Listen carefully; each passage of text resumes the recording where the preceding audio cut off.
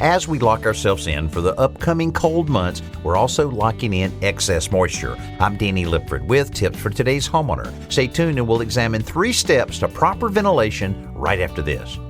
Don't let old man winter sneak into your house this season. Seal the gaps with weatherization products from Duck Brand. With our Keep the Cold Out giveaway, now through November 11th, you could win winter weatherization products valued at more than $70. Window insulation kits, door sweeps, expanding foam, and more. Everything you need to keep your house warm and energy efficient in the cold weather. Visit Today's Homeowner on Facebook and look for the pinned post to enter. Brought to you by Today's Homeowner and Duck Brand.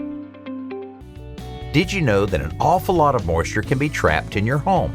Cooking, washing dishes, taking baths and showers, even breathing releases excess moisture into the air. Unless that moisture is moved out, your home can begin suffering with growth of mold and mildew. To be sure this doesn't happen to you, start with the 2 rooms that are the main source of moisture, the bathroom and the kitchen. First, you need to have a quality bath fan. Use it every time you bathe and keep it running at least 15 minutes after your bath or shower.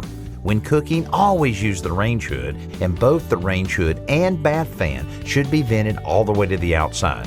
Finally, to keep air circulating consistently throughout the entire house, consider a whole house filtration system. I'm Danny Lipford with tips for today's homeowner.